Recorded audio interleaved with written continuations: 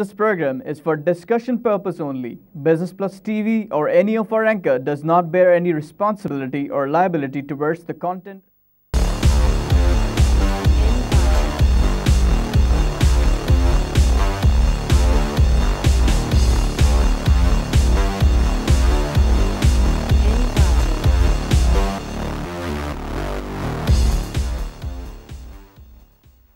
This is Business Plus broadcasting live from Karachi, Pakistan. You're watching Tips of the Trade. I'm your host Tariq Khan Javed.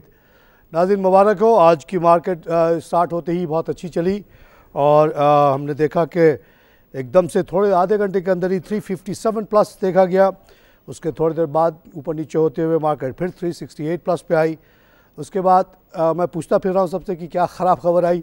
ख़राब खबर सिर्फ ये आई कि New Zealand से फिर हार गए क्रिकेट में। बहरहाल उसके बाद मार्केट नीचे आई, प्लस 62 पे आई और प्लस 56 पे भी आई, लेकिन अभी कोई 141 प्लस पे खड़ी है, विच इज़ वेरी गुड। जो मार्केट में टर्न अराउंड आया उसकी एक वजह तो जाहिर है वो तेल की कीमत में एक बैग इजाफा और अच्छा खासा इजाफा कि कहाँ 27 पे चली गई, फिर उसके बाद दम से 31 पे आई 2 दिन के अंदर। उसका इम्पैक्ट रहा है और इसका इम्पैक्ट हम देखते हैं पूरी दुनिया पे है। कल जो है अमेरिकन मार्केट में हमने 211 पॉइंट का इजाफा देखा, डॉ में 133% इजाफा 16,094। जैसे हमारे यहाँ ये 32,000 वगैरह बड़ा साइकोलॉजिकल बना हुआ है, वैसे अमेरिका का ये 16,000 का लेवल फिर से क्रॉस किया, which gives lot of relief to them. European market तमाम नेगेटिव हैं आज। फुटसी में 26 का लॉस है, डैक्स में 38, कैक में 19, फुटसी में 139, एबेक्स में 54 और एशियन मार्केट प्लस है। तो एक मिक्स ट्रेंड हम देख रहे हैं कि एक तरफ अमेरिका प्लस, एशिया प्लस है 29, नीके में 152 का इजाफा 17,111 और शंघाई में माशाल्लाह बहुत बड़ी इजाफा है, नहीं वहाँ की लिहाज से 22 पॉइंट का इजाफा 29,339। अब चाइना में ये 3,000 का जो लेवल है, 5,000 को तो लोग भूल चुके, 3,000 जो है ना साइकोलॉजिकल लेवल बना हुआ है। 3,000 आ जाता है तो बड़ी साई ऑफ रिलीफ होती है वहाँ पे, और जब उससे नीचे होता है तो परेशानी होती है। तो it's getting close to that. Sensex में 48 का इजाफा और 24,448। अच्छा, ये जो बॉम्बे की मार्केट है वहाँ 25,000 बन गया है एक लेवल, जो टूटता है तो परेशानी आ जाती है वहाँ पे। सिंगापुर में सिर्फ 6 का इजाफा है। आइए एक लाइव कॉल से बात करें। अस्सलाम वालेकुम सर। वालेकुम जनाब। जी असलम लाहौर से। असलम साहब, welcome to the show. Sir overall ये बैंकिंग सेक्टर जो है वो कैसा लग रहा है? मैन्युफैक्चरिंग?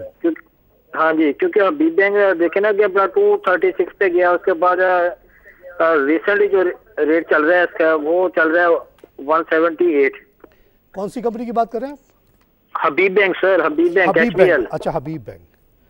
देखिए हबीब बैंक कुछ भी नहीं है, एक बैंक है। बैंक एक कुछ भी नहीं है, भरोसा है और कुछ भी नहीं। वहाँ पे जो मैनेजमेंट होगी, जिस तरह से वो चलाएगी उसको उतने ऊपर लेके जाएगी।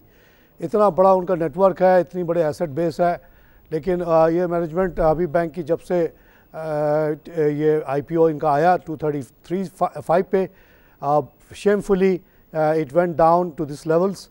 और अभी तक ये जो नई मैनेजमेंट भी आई है जाकिर साहब के जाने के बाद, वो भी जो है इसको पुश नहीं कर पाई। It is a Shem.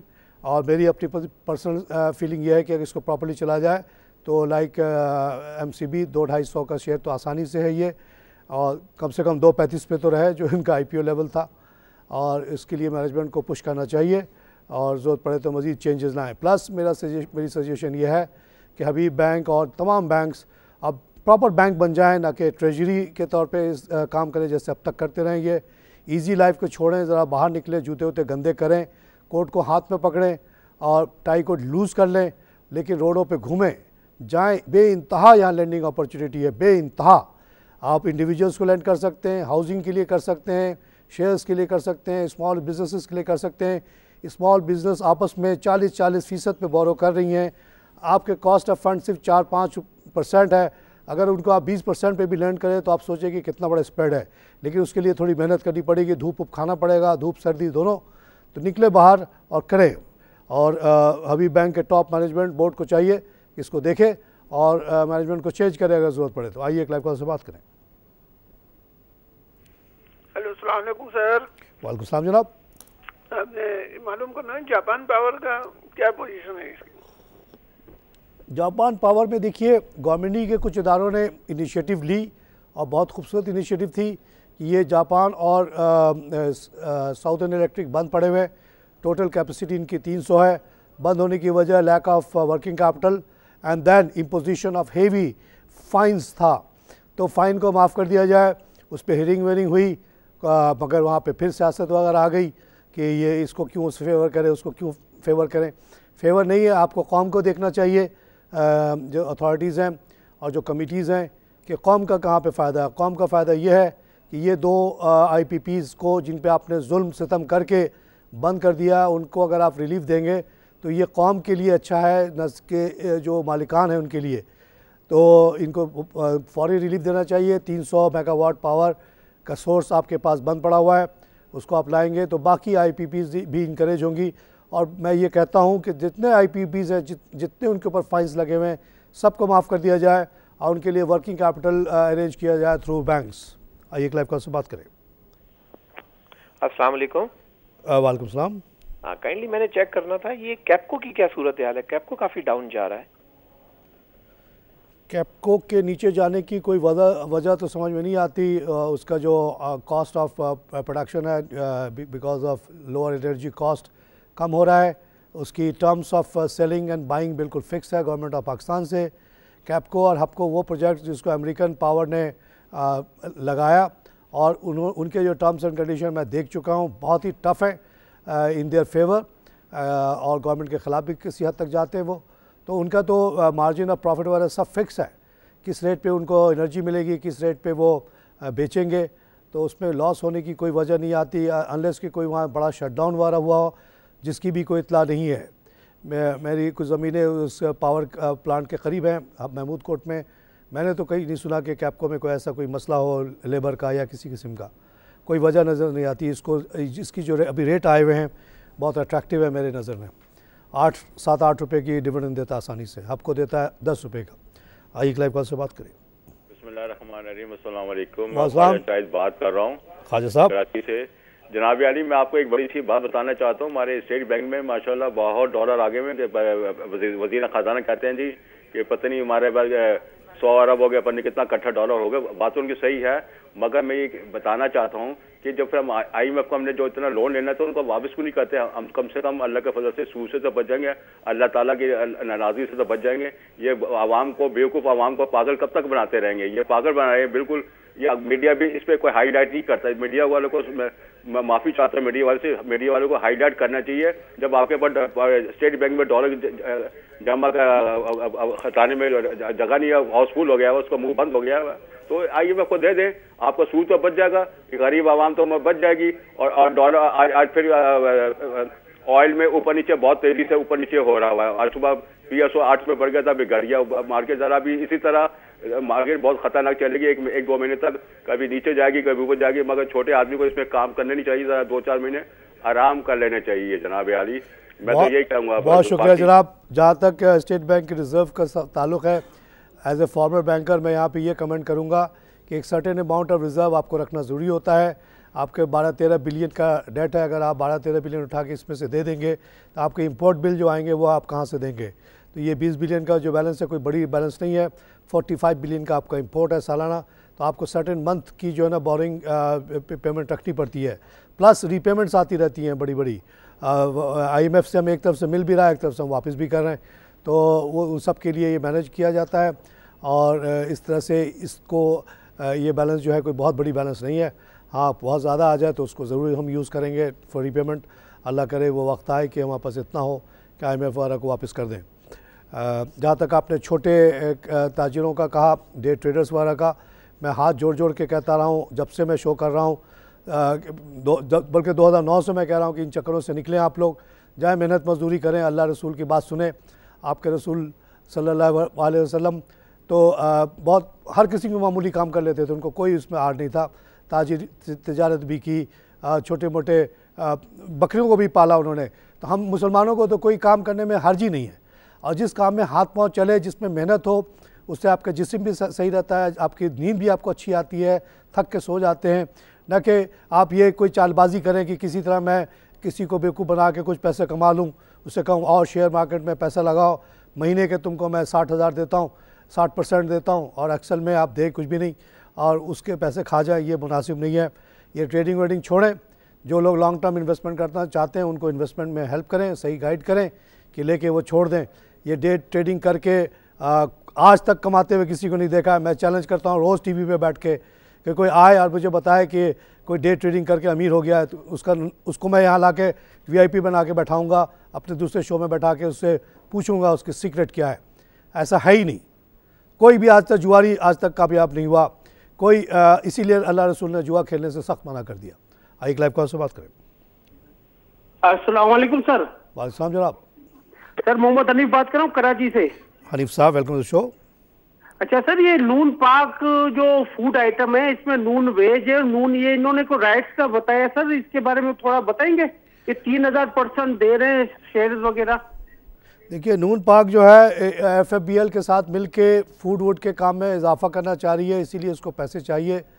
तो ये कंपनी अच्छी है और फूड रिलेटेड जो कारोबार है पाकिस्तान में ख़ास तौर से हलाल गोश्त वगैरह का, उसके अंदर बेइंतहा पोटेंशियल है। अगर 100 उसकी पोटेंशियल है तो हम अभी शायद 1-2% पे पड़े। यहाँ पे जो करेगा, चाहे शरीर ग्रुप हो, चाहे FFBL हो या नून हो, दे विल डू वेल। और उनके जब भी वो आए आप ज़रूर भरें। इसी पे याद दिलाता चलूँ कि आज से हाईटेक का वो शुरू हो चुका है एप्लीकेशन, आज से लेके 2 दिन तक है, कल परसों तक, और 62 रुपीज़ 50 पैसा इसका रेट है। मैं इस पे पहले भी बात कर चुका हूँ। 1-2 हफ्ते पहले से लोग पूछ रहे हैं कि जी ये इतना महंगा है, तो मैंने कहा जिसको महंगा लगता है वो अप्लाई ना करे, जिसको सस्ता लगता है अप्लाई कर दे। इसकी सब्सक्रिप्शन पे कोई असर नहीं पड़ेगा आपके करने या ना करने से। जो हाई नेट इंडिविजुअल और इंस्टीट्यूशंस को दिया गया था ऑफ़र, वहाँ 3 गुना ऑफ़र आ चुका है और स्ट्राइक प्राइस 62 तय पा चुका। 90% शेयर बिक चुके हैं, 10% रहते हैं। आप लोग लेंगे तब भी भला, ना लें तब भी भला। जो वाकई 90 ले चुके हैं वही 10% और ले लेंगे। अंडर राइट पहले ही हुआ है। आइए एक लाइव कॉल से बात करें। अस्सलाम वालेकुम। वालेकुम। तारिक साहब, मैं कराची से बोल रहा हूँ। मैंने कोई 2 महीने पहले कोई 10 लाख शेयर लिए थे सेप्को के। सेप्को, तो अब जरा इसका आप बताएं कि क्या होगा, और क्या डूब गई हमारी रकम, ये क्या होगा? नहीं, डूबी बिल्कुल नहीं है। आज भी मुझे सेप्को उठा के आप दे दें एज इट इज़। जो भी अभी मार्केट दिखा रहा है उससे मैं 3 गुना देने के लिए बिल्कुल तैयार हूँ। मुझे वो भी दे दें, कोहिनूर भी। ये कोई भी कंपनी जिसके अंदर ज़मीन है, जिसके अंदर लोहा लक्कर लगा हुआ है, मशीन लगी हुई है, उसकी वैल्यू ज़ीरो हो ही नहीं सकती जनाब। हाँ, गवर्नमेंट को चाहिए, और ये बात तय हुई मिनिस्ट्री ही, गवर्नमेंट के ही डिपार्टमेंट्स ने, किसी ने अक्लमंद ने ये इनिशिएटिव निकाला था कुछ महीने पहले कि हमें सख्त ज़रूरत है पावर की। गवर्नमेंट एम्बेरस्ड है, गवर्नमेंट बड़ी बड़ी बातें दावे कर कर के रह गई। तख्तियाँ तो बहुत लग गई, 6,100 इधर, 5,100 उधर, आता हुआ तक कुछ भी नहीं है। एक भी मेगावाट बिजली का इजाफा नहीं हुआ। 2.5 साल की हुकूमत में सबसे बड़ी नाकामयाबी इस हुकूमत की यह है। इसको ठीक करने के लिए किसी सियाने ने ये तजवीज़ दी कि जो बंद IPOs हैं, IPPs हैं, उनको रिवाइव किया जाए।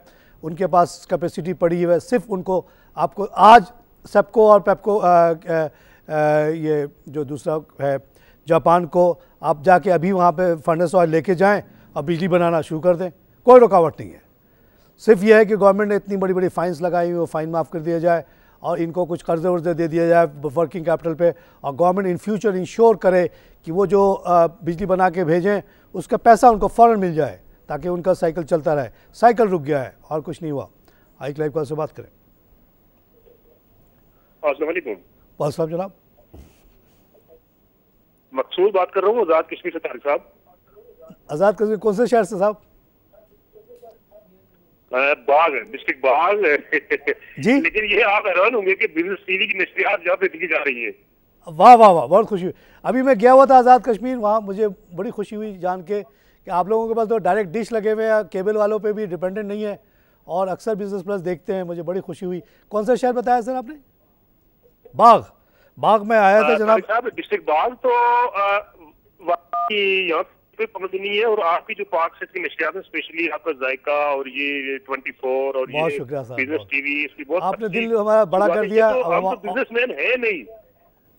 फिर भी आप लेकिन आपसे बात करने के लिए आपका स्क्रीन पे नंबर चल रहा था, तो मैंने कहा यार थ्रू करके देखते हैं, हमारी बात तो होती नहीं है। चलो हमारे लिए प्राउड ही सही है, हम उनसे बात कर लेंगे। नहीं प्राउड, मैं प्राउड फील कर रहा हूँ कि बाग से फ़ोन आया। 2006 में ज़लज़लों के बाद मैं मेरी बीवी गए थे वहाँ थोड़ी बहुत मदद करने के लिए। बहुत अच्छे लोग, बहुत खूबसूरत जगह। दिल तो यही चाहा कि वहीं बस जाया जाए कोई छोटा मोटा कारोबार करके, लेकिन कराची की मसरूफियत ले आई वापस।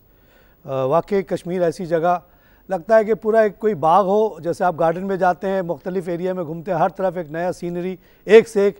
तो पूरा बाग ऐसे ही था। एक तरफ लसडन्ना, एक ऊंची जगह जहाँ पे रेस्ट हाउस वगैरह भी थे और बहुत ठंडी जगह थी। उसी के आगे इंडिया का बॉर्डर था, बहुत ख़तरनाक, वहाँ जंग वंग होती रहती है। और दूसरी तरफ भी जाओ तो ऊँची पहाड़, इधर भी ऊँची पहाड़, और वो मुजफ्फरगढ़ के तरफ आने बाद से आने में बहुत ख़तरनाक पहाड़ों से, ऊँची ऊँची पहाड़ों से गुजरना पड़ता है। लेकिन beautiful place, nice people, very good place. And पूरा कश्मीर को मैंने माशाल्लाह काफ़ी प्रॉस्परस भी पाया। Most educated area of Pakistan is Kashmir now. कहीं आप चले जाएं, स्कूल ही स्कूल, कॉलेज ही कॉलेज, हर तरफ बेहतरीन ड्रेस पहन के और बैज लगा के बच्चे स्कूल जा रहे होते हैं। बाज़ जगह अभी मैं गया था, कौन सी जगह थी, ये मीरपुर वगैरह, वहाँ तो बता रहे लोग 98% लिटरेसी है। पढ़ाई के अलावा लगता है और कोई काम ही नहीं लोगों का, और लोग भी इतने अच्छे और सॉफ्ट हैं, और माशाल्लाह अल्लाह जल्द उनको और भी बेहतर कर दे। नाज़रीन, यहाँ पे लूँगा छोटी सी ब्रेक।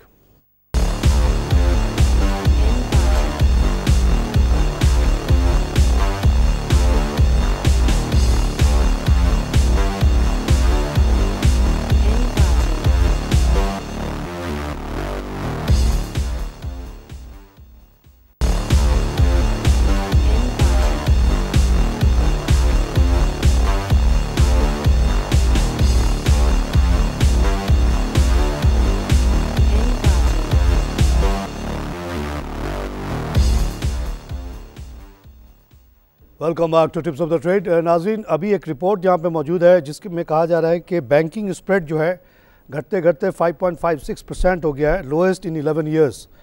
जब मैं आया था 2009 में तो यहाँ 7% प्रॉफिट कमाया जा रहा था, स्प्रेड कमाया जा रहा था। तो मुझे लगता था कि ये कोई कहानी सुन रहा हूँ 7%, क्योंकि हमने तो 1% तक ही ज़्यादातर देखा। आधे से लेके 1 बहुत हुआ तो 1.25% का स्प्रेड देखा था पूरी बैंकिंग कैरियर में 25 साल के, और यहाँ 7%। अब वो गिर के 5.56 हुआ है। तो बहुत रोना पिटना मचा हुआ है कि जी ये जुल्म हो गया, जुल्म हो गया। लेकिन यकीन मानिए ये भी बहुत बड़ा स्प्रेड है, और पाकिस्तान जो है बैंकिंग के लिए पैराडाइज़ है, इसलिए कि कोई भी यहाँ ओपन लैंडिंग तो करता नहीं है, क्लीन लैंडिंग, सारी लैंडिंग होती है सिक्योर्ड। उसके ऊपर से भी इतना ज़्यादा प्रॉफिट मार्जिन, प्लस जब ये गारंटी एलसीज वगैरह होती हैं, सबको अगर आप ऐड करें तो मार्जिन बहुत ज़्यादा होता है। सिर्फ ये तो लैंडिंग की जो मार्जिन उसकी बात हो रही है कि कितने पे आपने पैसा उठाया, कितने पे लगाया, तो उस पर इतना रोना पिटना हो गया है। बैंकर्स को चाहिए कि बैंकिंग करें, ना कि ट्रेजरार बन के बैठें। अगर ट्रेजरी बैठना है तो एक बैंक का प्रेसिडेंट हो और 2 ट्रेजरी के लोग हों, बाकी सबको फायर कर दिया जाए। किसी की कोई ज़रूरत नहीं है सिवाय डिपॉजिट मोबिलाइज़र्स की। एक तरफ डिपॉजिट मोबिलाइज हो ब्रांचेस से, क्रेडिट डिपार्टमेंट वगैरह सब ख़त्म कर दें। और अगर 88% पैसा आपको ट्रेजरी में ही लगाना है तो क्या ज़रूरत है क्रेडिट रखने की, और बाकी जो पैसा बच जाए उसको भी कहीं मनी मार्केट में ही लगा के छोड़ दें। तो बैंकर्स को चाहिए कि बैंकर बने और ये आराम की ज़िंदगी ख़त्म करें। फिर आप देखिए कि हबीब बैंक का शेयर कहाँ जाता है, नेशनल बैंक का कहाँ जाता है। नेशनल बैंक का आपको पता होगा, मैंने पिछले शो में कहा था कि वो अब एक गवर्नमेंट इदारा नहीं रहा, एक नॉर्मल कंपनी बन गई है, और तमाम मराद जो मिलते थे उनके एम्प्लॉइज़ को, जो अयाशियाँ वो करते थे, जो बाबूगिरी, वो ख़त्म। अब जिसको चाहेगा कंपनी निकाल देगी, प्रोटेक्शन थी गवर्नमेंट जॉब की, वो ख़त्म। इसलिए अब उनको चाहिए कि मेहनत करें अगर रहना है, या फिर गोल्डन हैंडशेक के बाहर निकलें। और ये 2 घंटे की जो बंदिश होती है इनके सर्विस में, लंच आवर में, वो फ़ौरन ख़त्म हो जानी चाहिए। आइए क्लाइव कॉल से बात करें। वालेकुम जनाब, क्या लेता है साहब, ठीक है? हाँ मैं ठीक हूँ जनाब, अल्लाह का शुक्र है। अच्छा तारिक साहब, ये बताइएगा कि ये डीकेएल के बारे में क्या राय है आपकी? किसके? डीकेएल। बीपीएल क्या है? ये था किंग ड्राइकर है। हाँ? किंग ड्राइकर ये जो गोर इंजीनियरिंग का था ना शेयर, अब इसमें कन्वर्ट हो गया है DKL में। TL था पहले ये, इसके बारे में मुझे पता नहीं BPL क्या चीज़ है। डॉक्टर साहब क्या कह रही है कि पहले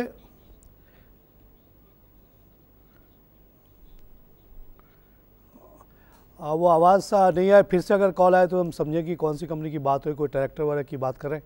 ये थोड़ा सा अगर आप पूरा नाम बता दें तो आसानी हो जाती है, सबके एब्रीविएशन तो हमें नहीं याद है, जो रेलेवेंट होते हैं उसी पे। एक और ख़बर है जनाब कि इंशाल्लाह मई में मॉर्गन स्टैनली के जो वो है मॉर्गन स्टैनली इंडेक्स जो है MSCI कहलाता है, कंपोजिट इंडेक्स, उसके रिव्यू होना बाकी है और उसमें बहुत उम्मीद की जा रही है कि पाकिस्तान अभी जो हम फ्रंटियर मार्केट से निकल के इमर्जिंग मार्केट में चले जाएंगे।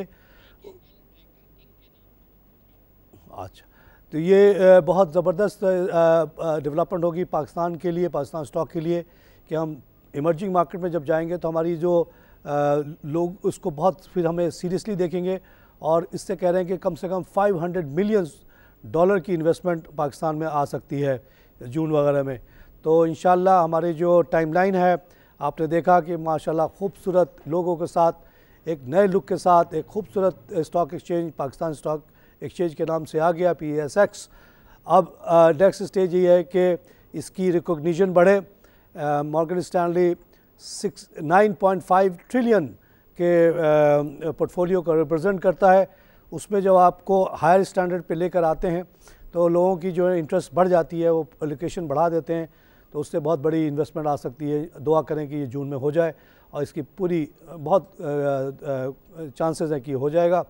साथ ही साथ नेक्स्ट स्टेज ये है कि कोई हमारे स्ट्रेटजिक पार्टनर आ जाए स्टॉक एक्सचेंज में, 40% इन्वेस्टमेंट भी ले आए, बहुत बड़ी रकम उससे भी आ जाएगी, और 20% जो है आप लोगों को शेयर मिल जाए, तब प्रॉपर एक प्रोफेशनल डीमोचलाइज मार्केट हो जाएगा। फिर इसके ऊपर कोई नज़र उंगली नहीं उठाएगा कि यहाँ पे करप्शन हो रहा है या कोई मिसडीलिंग हो रही है। बेहतरीन ऑलरेडी सिस्टम्स मौजूद हैं।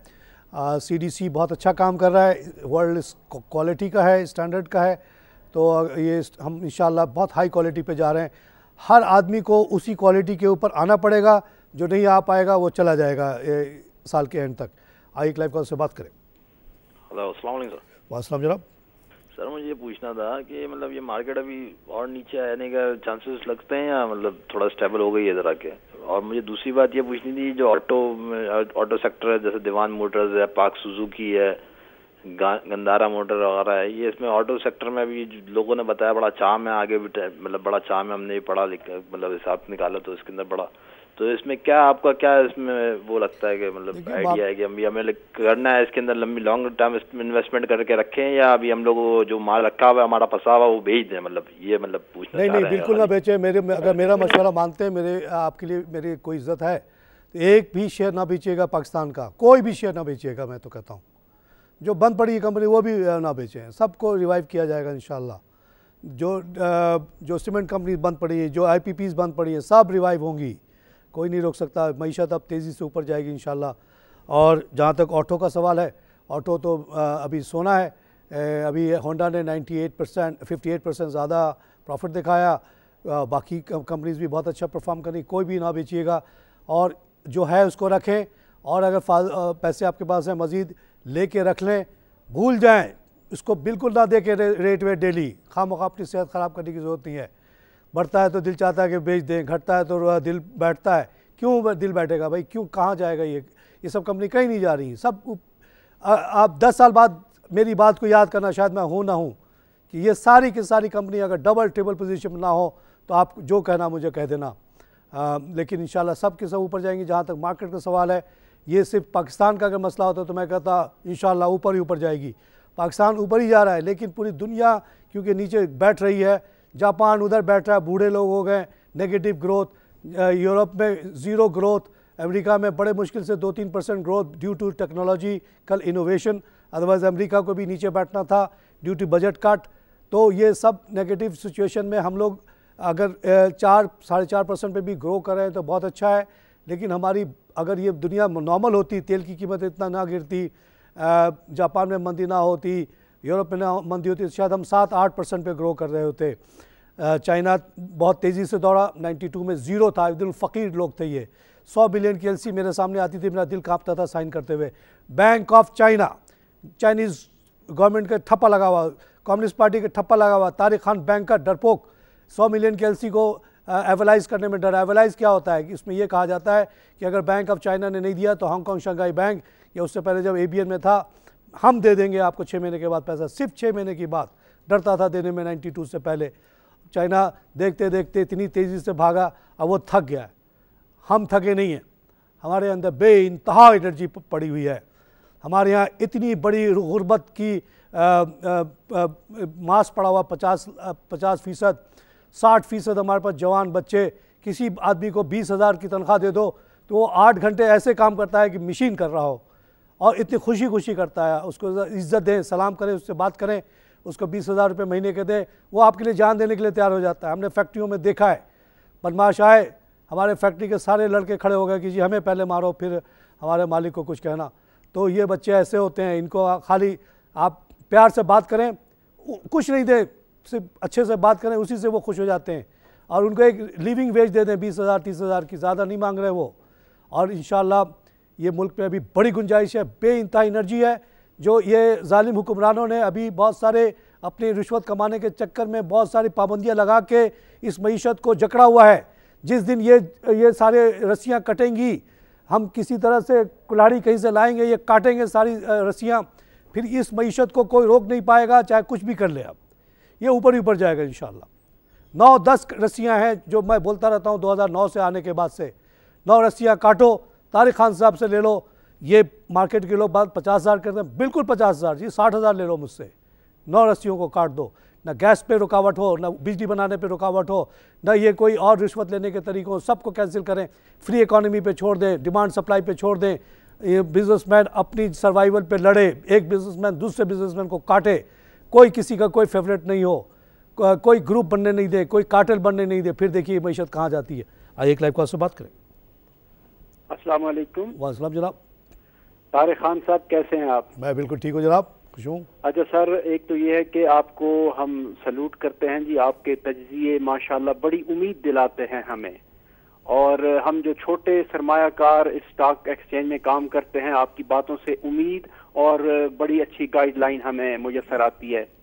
अल्लाह आपको सलामत रखे। शुक्रिया जनाब। पहली बात तो ये है कि मैं आपको अपने फेसबुक आपका अकाउंट काइंडली वो बता दीजिएगा, मैं आपको ऐड करना चाहता हूँ।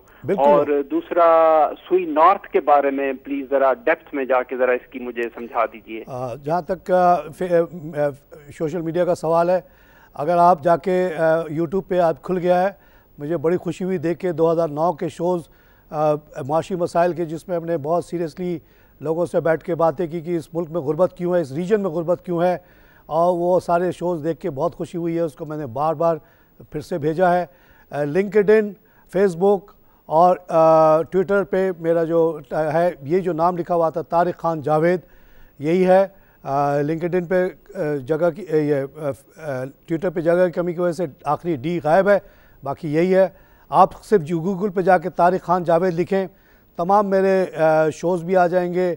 और यूट्यूब के मेरे कम से कम 1000 शोज़ पूरे के पूरे, जिसके ऊपर डालने पे मैंने ठीक ठाक अपना ज़ाती पैसा खर्च किया है, वो आपको मिल जाएंगे। हर टॉपिक पे मईशत के मेरे जो ख्यालात हैं वो आपको मिल सकते हैं, कोई अभाम नहीं है।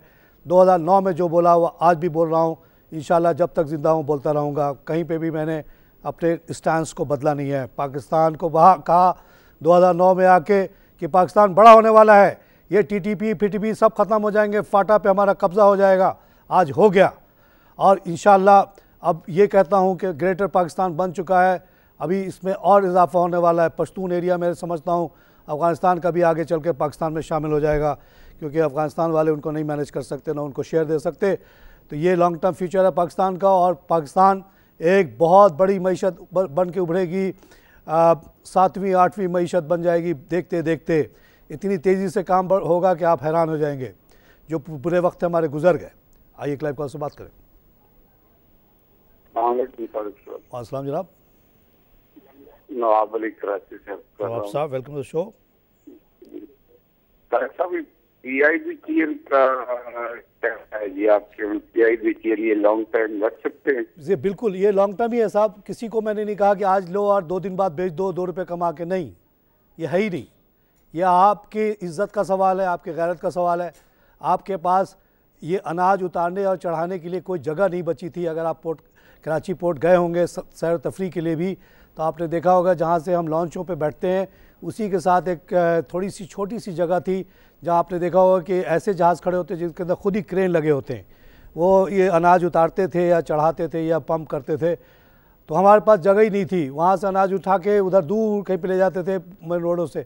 तो हमारी अशद ज़रूरत थी, कौमी ज़रूरत थी कि एक बड़ा सा प्लेटफॉर्म बनाया जाए, वाफिर जगह हो जिसमें। अब वो पोर्ट कासिम में बन रहा है PIBTL के नाम से, और इसको बनाने वाले प्राइवेट सेक्टर वाले हैं।